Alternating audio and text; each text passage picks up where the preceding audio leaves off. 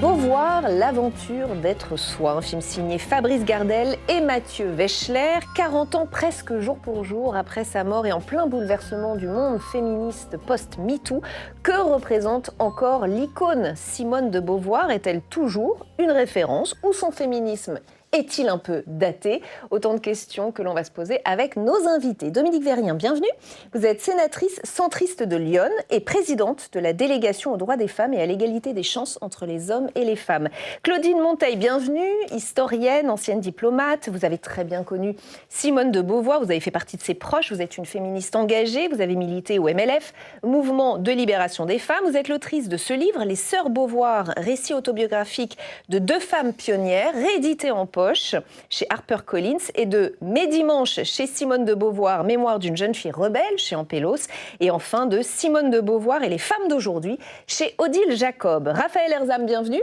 Vous êtes philosophe, spécialiste des questions de féminisme et de genre, maître de conférences à Sorbonne Université.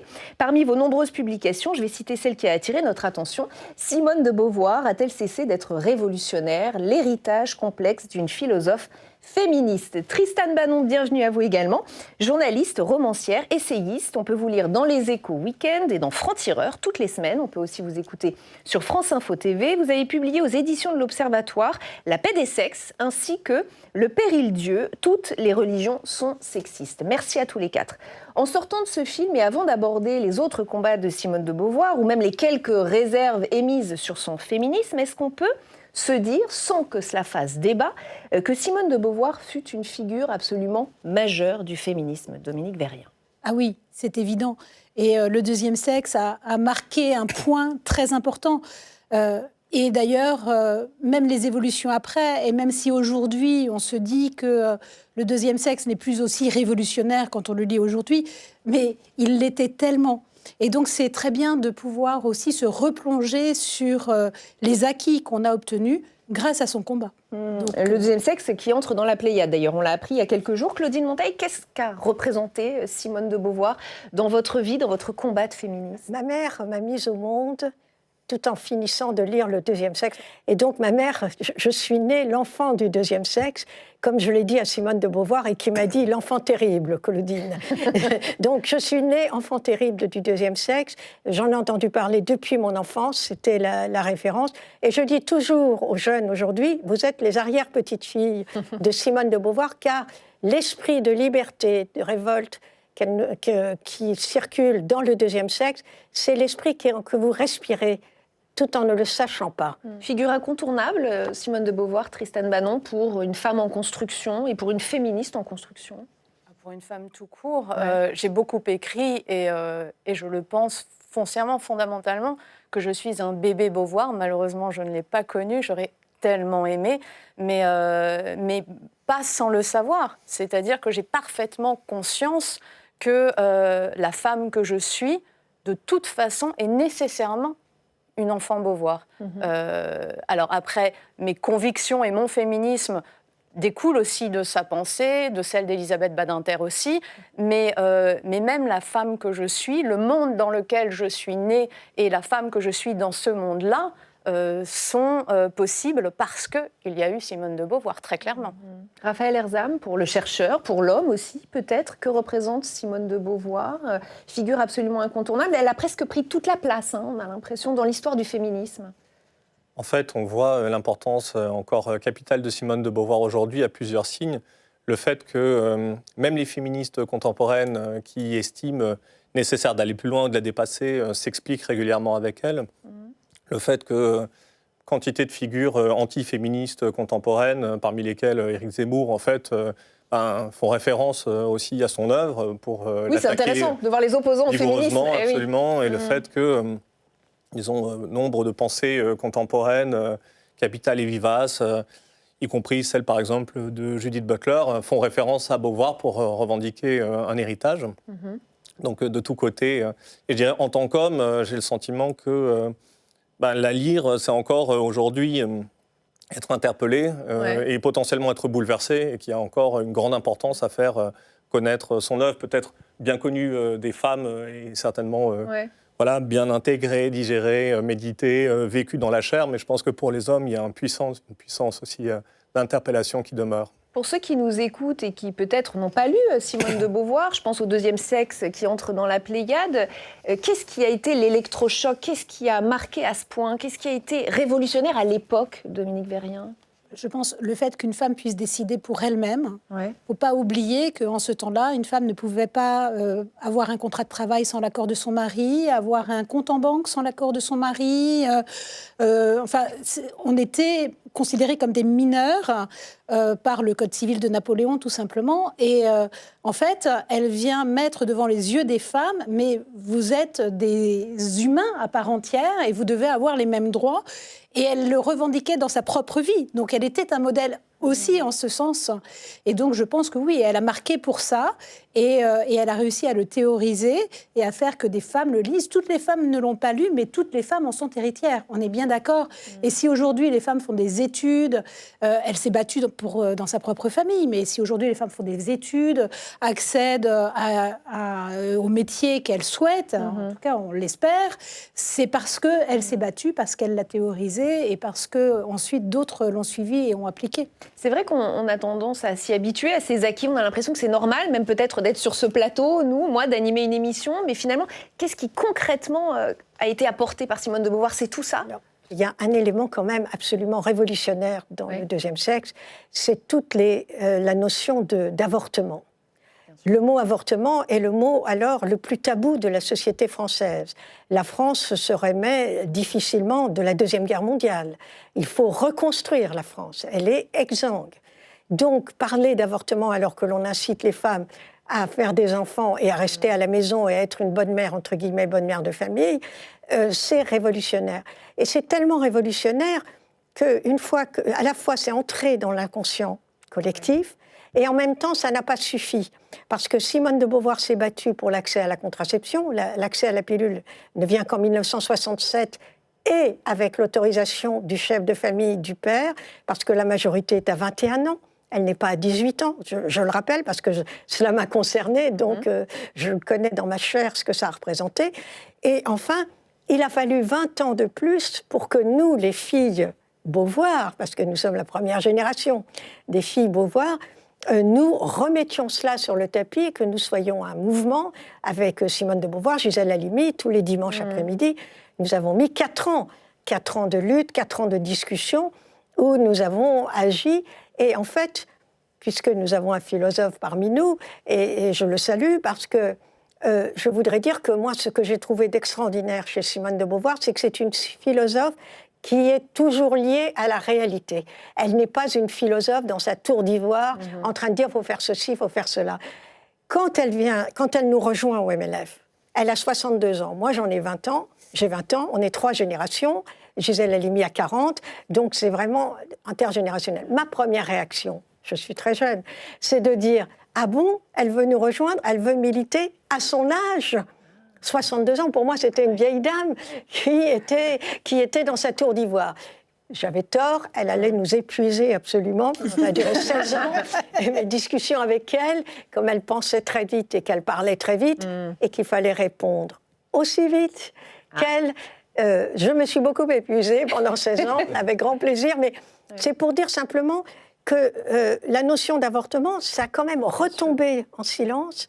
Il a fallu que nous soyons... Donc, c'est absolument extraordinaire. Et moi, j'ai des femmes qui ont pleuré devant moi, dans le monde entier, parce que la lecture du deuxième sexe avait changé leur vie. Voir des femmes qui pleurent et qui viennent me prendre la main après l'intervention, vous savez, ça vous prend au cœur. Bien sûr. Et vous dites dans le monde entier, vous avez raison, parce qu'on parle de Simone de Beauvoir comme d'une figure seulement franco-française, j'allais dire, mais ses écrits et son discours a largement dépassé nos frontières. Tristane Banon, c'est une figure reconnue dans le monde entier. Oui, on voit d'ailleurs que dans les manifestations féministes, même les manifestations américaines, là, avec la remise en cause des droits, notamment à l'avortement des femmes américaines, elles ont des panneaux avec des citations de Simone de Beauvoir. Mais moi, dans le deuxième sexe, c'est aussi quelque chose qui m'intéresse énormément et dont on parle finalement assez peu, c'est la façon dont Simone de Beauvoir a parlé avec une extrême lucidité, une extrême honnêteté de la responsabilité de chacun dans la situation de la femme. C'est-à-dire qu'il y a l'homme,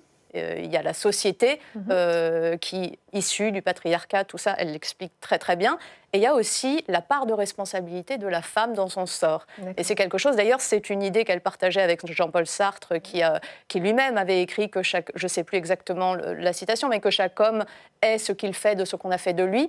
Quelque part, elle considère que chaque femme est ce qu'elle fait de ce qu'on a fait d'elle. C'est-à-dire qu'elle a sa responsabilité dans le sort qui est le sien. Il y a une sorte de servitude volontaire à laquelle elle se plie parfois par facilité. Et d'ailleurs, son parcours tout entier est dessiné par ce refus de cette facilité. On le voit dans le documentaire que nous venons de voir. Elle est très amoureuse d'Algren et elle refuse de l'épouser. Et elle, dans ses courriers, elle explique qu'elle a envie d'être cette femme qui s'occupe du foyer, docile. qui s'occupe de lui, docile. Mais elle se refuse à ça et donc elle s'interdit tout à la fois cet amour et cette servitude-là parce qu'elle considère que c'est sa responsabilité de femme libre de refuser ce qui pourrait être une facilité finalement, mais aussi une grande histoire d'amour. Intéressant, c'est une clé, Raphaël Erzam. Moi, je vois vraiment 3 éléments en 1949, au moment de l'apparition du deuxième sexe, qui font aussi l'événement intellectuel, humain, politique, en fait, qu'il est. La première chose, c'est le fait qu'en tant qu'autrice, en tant qu'écrivaine célèbre et en tant que femme, elle ose parler de la sexualité. Et dès, en fait, la sexualité des femmes de manière extrêmement explicite et avec une réflexion politique qui plus est, c'est vraiment un bouleversement majeur. La deuxième chose, au plan en fait de l'histoire de la philosophie, c'est qu'elle est aussi l'une des premières philosophes probablement à articuler de manière si spectaculaire la réflexion fondamentale sur la liberté, sur ce que signifie exister, et des éléments concrets du quotidien, la réflexion sur la cuisine, sur le ménage, sur le sexe, sur, au fond, le rapport au corps propre, vraiment. Bon, alors tout ça est très connecté au réel, quoi. Extrêmement révolutionnaire. C'est ce que disait Claudine. Oui, Absolument, dans le absolument. vrai, dans le réel, rejoins au quotidien, absolument dans le votre réel. diagnostic. Elle est la première au monde à le faire. Oui. Et je dirais le troisième élément, probablement, c'est le fait qu'en exprimant ce qu'est l'expérience vécue des femmes, c'est en fait le titre du deuxième tome, Tout à fait. en fait, elle bouleverse la conscience intime, personnelle et isolée jusque-là que certaines femmes pouvaient avoir d'elles-mêmes. Le travail qui, en fait, en témoigne le mieux, c'est celui de Marine Rouge sur la correspondance, les milliers de lettres reçues par Simone de Beauvoir et évoquées dans le documentaire. Je lis simplement un extrait d'une lettre qui lui a été adressée par une jeune femme de 23 ans, immédiatement après l'apparition. Elle dit « La lecture de votre livre a été une révélation assez violente. D'abord, un très lent réveil à la dignité.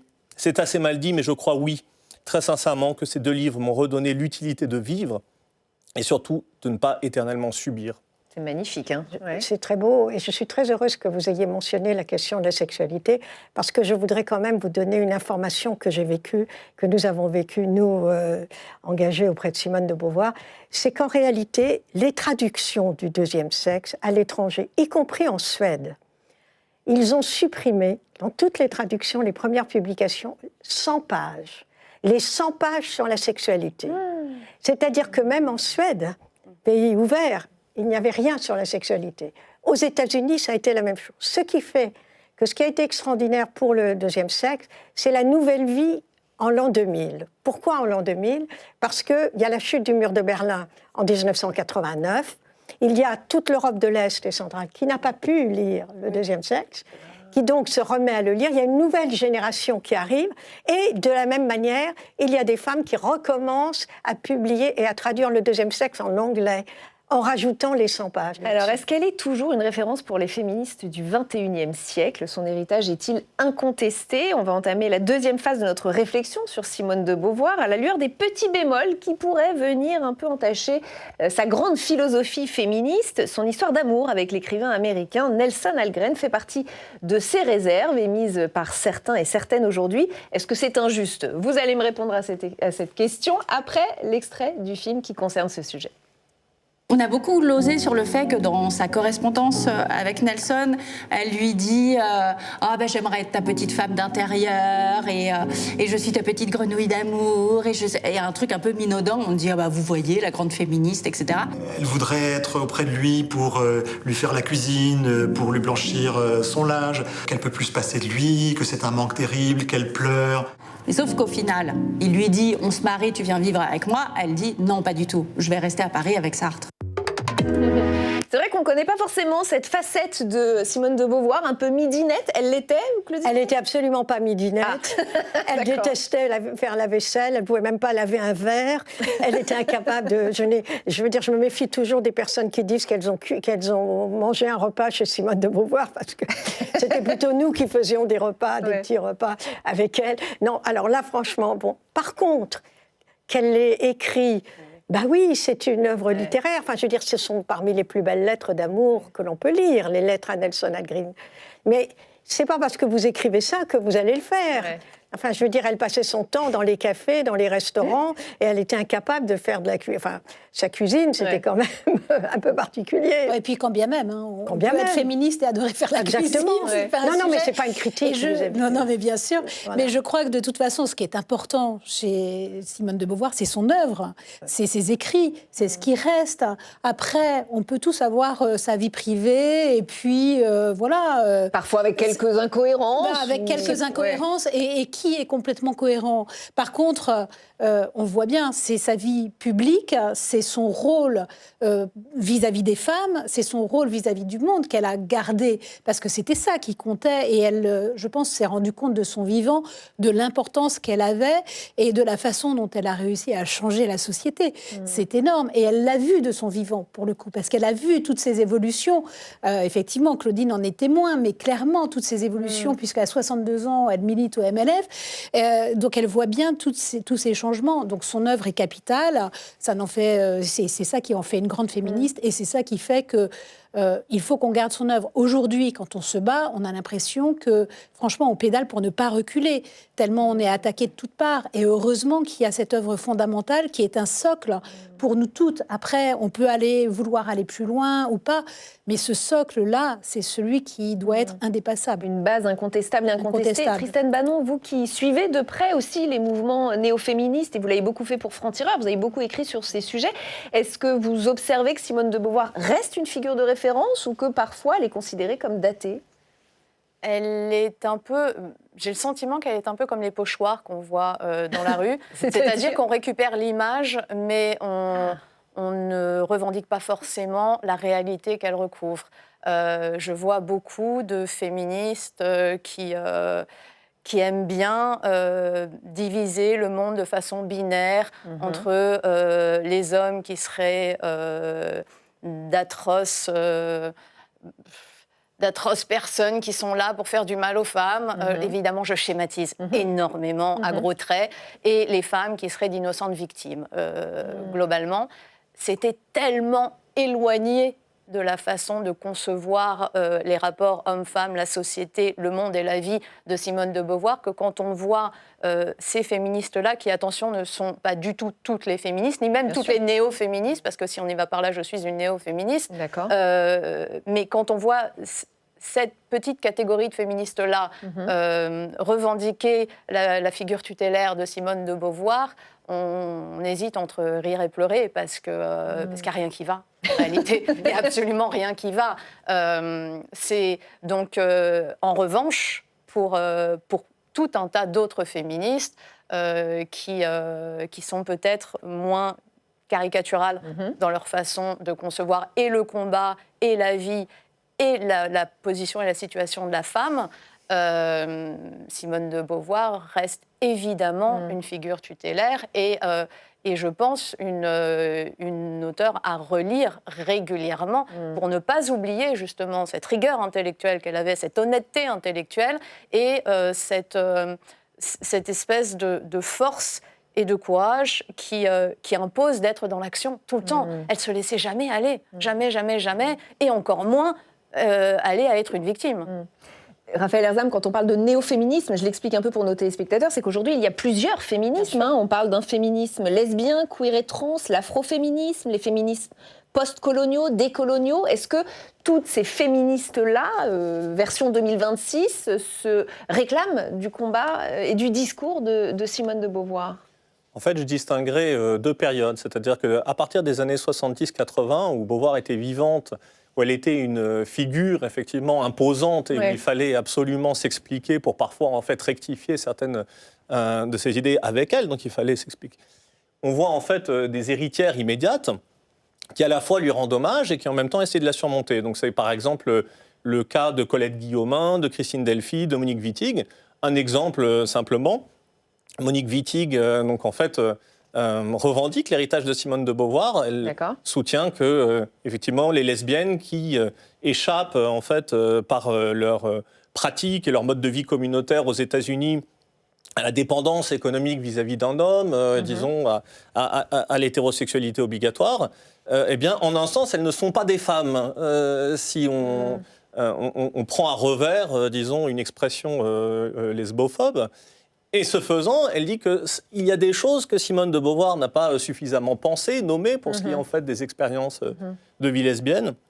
Mais simultanément, elle prend soin de l'exprimer dans un article qu'elle intitule « On ne naît pas femme ». Ah, donc quand même la référence est là. En fait, la lutte de Simone de Beauvoir contre tous les mythes associés justement au féminin, sont toujours en fait enracinés, à faire revivre, à prolonger. Et je dirais, un autre exemple contemporain célèbre, c'est Bell Hooks, qu'on voit maintenant en fait sur tous les présentoirs de librairie.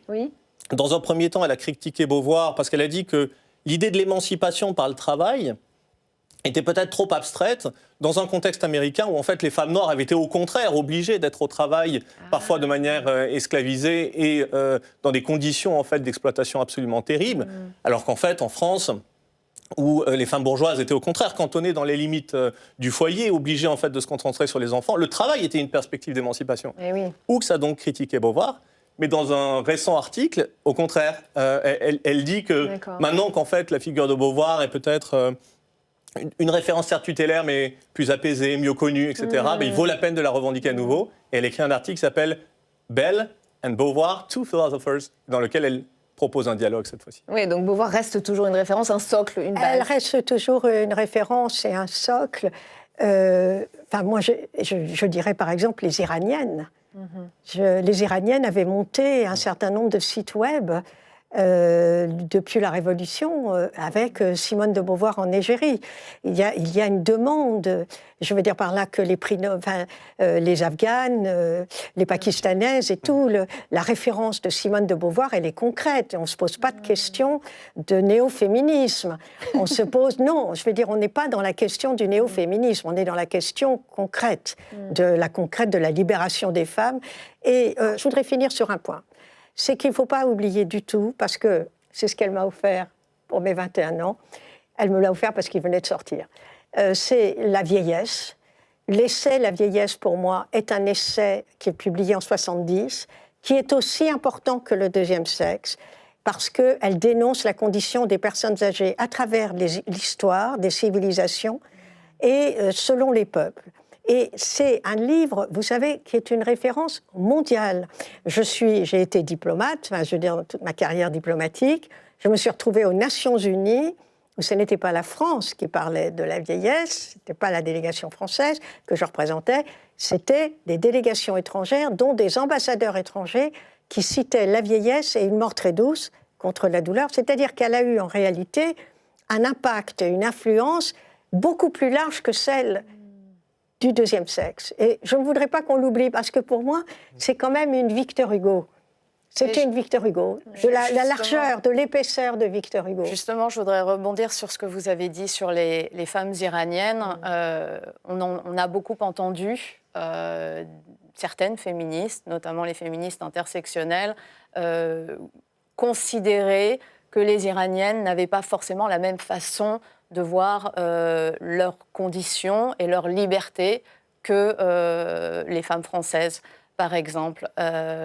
Simone de Beauvoir est très exactement la preuve du contraire, parce qu'il faut savoir qu'en Iran, même depuis 1979, même depuis la révolution islamique, même depuis les ayatollahs, il y a des figures que l'on lit, il y a des auteurs que l'on lit, et précisément, il y a Simone de Beauvoir et Victor Hugo, vous venez d'en parler. Voilà. Et c'est dans l'état d'esprit des Iraniens aujourd'hui et des Iraniennes, ces figures de liberté sont les mêmes que les nôtres.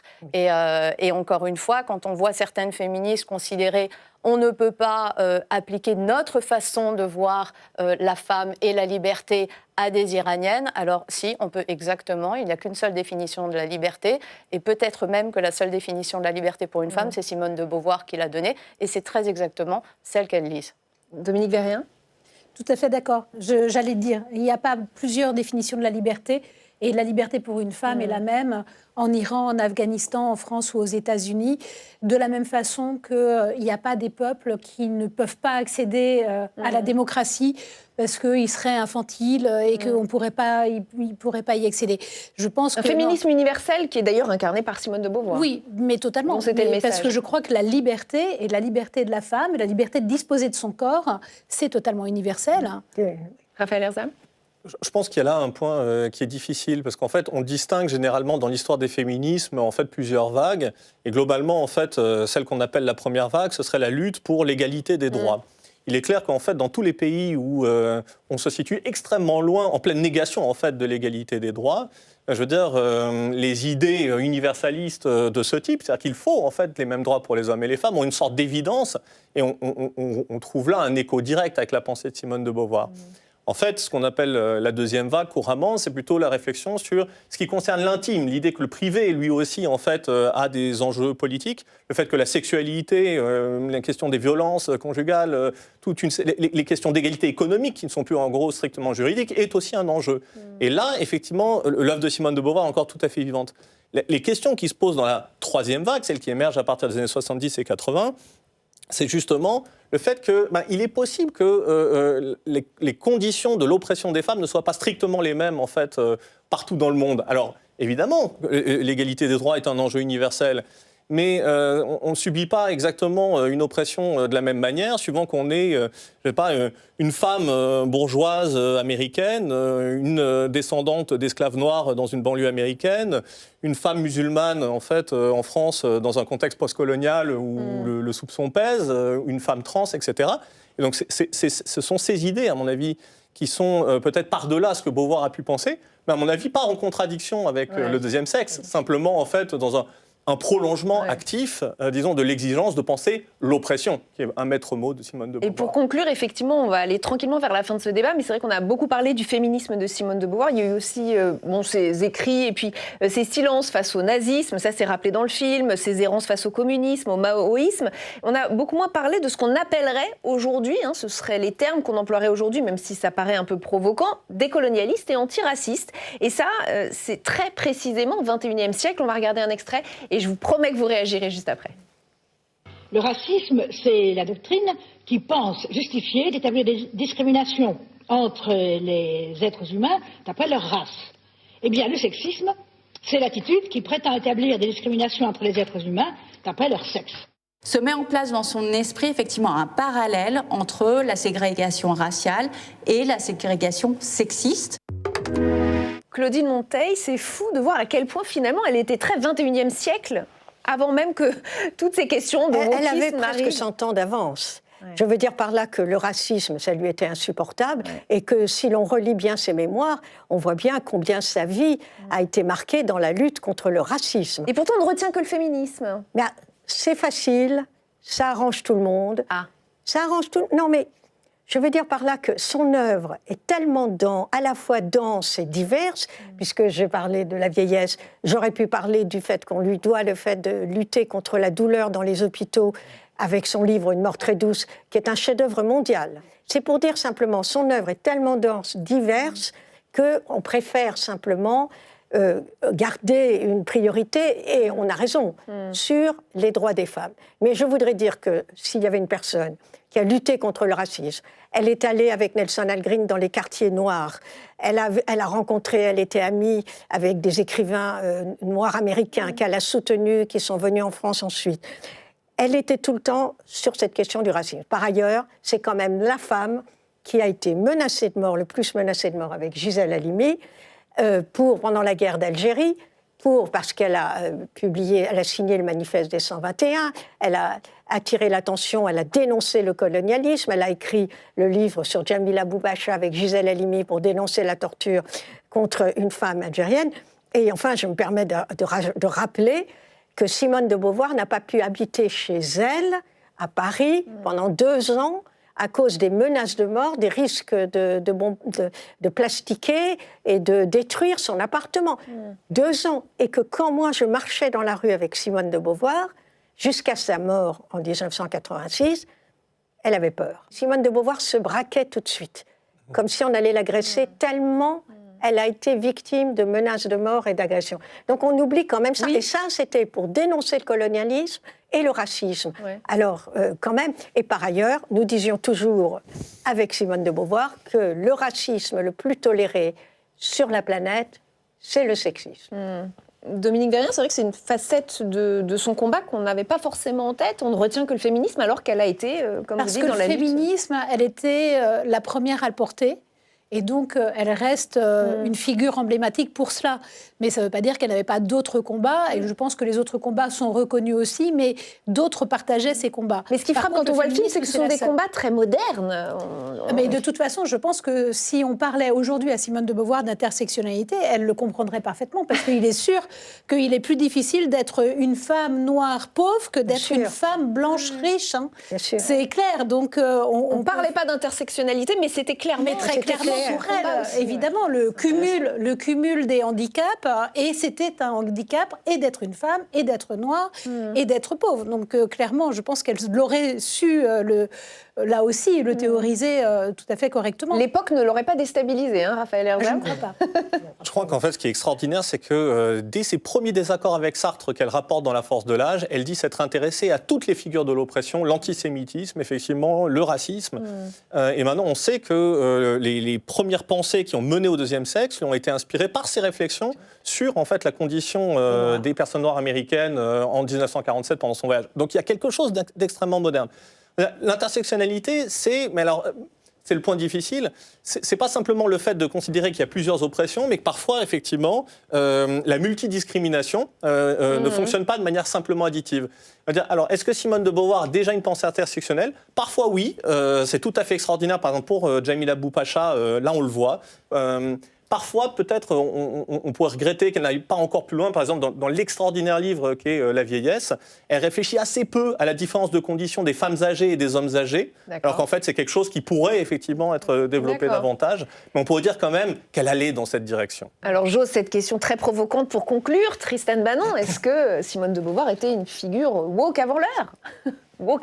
Alors c'est amusant parce que je vous entendais parler de l'intersectionnalité, c'est-à-dire que je pense qu'elle représentait ce que l'intersectionnalité sait faire de mieux, mais qu'elle serait sans doute très choquée par ce que l'intersectionnalité sait faire de pire. Puisque au final, qu'est-ce qui fait, selon moi, que Simone de Beauvoir s'est intéressée, s'est scandalisée face à toutes ces formes d'oppression ou de hiérarchisation des êtres, c'est qu'elle est fondamentalement universaliste, absolument universaliste, et que précisément pour elle, un être humain est un être humain, qu'importe qu'il soit une femme, qu'il soit un homme, qu'il soit noir, qu'il soit juif, qu'il soit homosexuel ou qu'il ne le soit pas, et toutes les autres possibilités qui, dans la société, font que parfois les personnes sont rabaissées. Et donc, l'intersectionnalité, au départ, c'est une belle idée, et c'est l'idée qu'elle théorise dans ses ouvrages. Le féminisme intersectionnel en 2026, c'est-à-dire que, pour schématiser et aller très vite, il s'est confronté au réel. Que fait la féministe intersectionnelle si lui arrive une jeune femme blanche et que le violeur est noir et pauvre, elle ne sait pas quoi faire. Parce que dénoncer, c'est aussi, à ce moment-là, ajouter du malheur au malheur de cette personne qui est déjà noire et pauvre, et c'est pas facile. On l'a vu, je vous vois dubitative, on l'a vu dans certains cas pratiques. On a vu des femmes violées, ou d'ailleurs on l'a vu aussi, mais là il faudrait une émission entière pour en parler, les femmes juives violées, suppliciées, torturées le 7 octobre 2023 en Israël. On n'a pas vu beaucoup de féministes s'émouvoir de ce qui leur est arrivé. Et je pense que Simone de Beauvoir aurait été scandalisée de ça. En revanche, elle était absolument intersectionnelle dans l'âme et dans la belle idée que ça pourrait être resté. Donc plutôt universaliste. Un dernier mot. Ce qui l'inquiétait, ce qui m'inquiète toujours, c'est qu'il faut faire très attention à ne pas diviser les femmes. Et que c'est tellement facile de vouloir diviser les femmes. Et ça, pour moi, c'est fondamental. Quand je commence à sentir des mouvements de ce genre, je dis oui, c'est vrai, et je partage tout à fait ce que vous avez dit tous les trois. Vraiment, je les partage entièrement. Mais faites attention.